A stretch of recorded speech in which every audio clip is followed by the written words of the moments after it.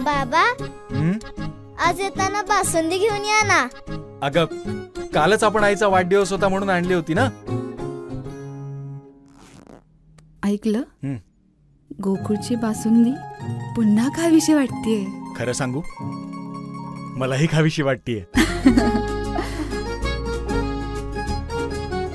पुन्हा पुन्हा खावीशी वाटणारी गोकुळ बासुंदी.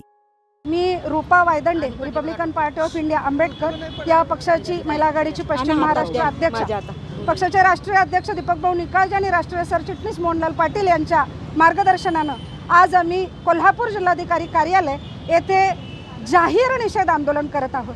या आंदोलनाचा हेतू आणि आंदोलनाची पार्श्वभूमी अशी की नुकतंच संसदेमध्ये देशाचे गृहमंत्री अमित शहा यांनी महामानव डॉक्टर बाबासाहेब आंबेडकर यांच्याबद्दल अतिशय द्वेषानं आणि त्यांचा अपमान होईल असं एक विधान केलं. त्यांनी बाबासाहेबांचा जाणीवपूर्वक अपमान केलेला आहे, त्यांची अवहेलना केलेली आहे. आणि म्हणूनच आम्ही सर्व संविधानप्रेमी, भारतीय संसदीय लोकशाहीला आमचा प्राण मानणारे आणि संविधानावरच जगणारे वागणारे सर्व संविधानप्रेमी आज Republican party of India Ambedkar या पक्षाच्या वतीनं जिल्हाधिकारी कार्यालय येथे निषेध आंदोलन करत आहोत. नव्या भारताच्या जडणघडणीत विश्वरत्न डॉक्टर बाबासाहेब आंबेडकर यांचं मोलाचं योगदान आहे. आणि या बाबासाहेबांचा, नुसता बाबासाहेबांचाच नाही तर या संघवादी जातीवादी भाजपानं नेहमीच महापुरुषांचा, महामातांचा, राष्ट्रीय प्रतीकांचा घोर असा अवमान केलेला आहे.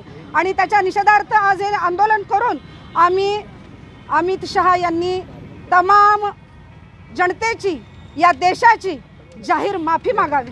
देशाचे पंतप्रधान माननीय नरेंद्र मोदी यांनी त्यांचा राजीनामा घ्यावा आणि वेळीच भारतीय जनता पक्षानं आपल्या वर्तनात सुधार करावी. राष्ट्रमातांचा, राष्ट्रपुरुषांचा आणि राष्ट्रप्रतीकांचा अवमान थांबवावा. नाहीतर देशभर संविधान प्रेमींच्या माध्यमातून हा आंदोलनाचा उद्रेक आणि आंदोलनाची लाट पाहायला मिळेल. आणि जनता आता हे आंदोलन हातात घेऊन जनतेच्या तीव्र भावनांना यांना सामोरे जावं लागेल.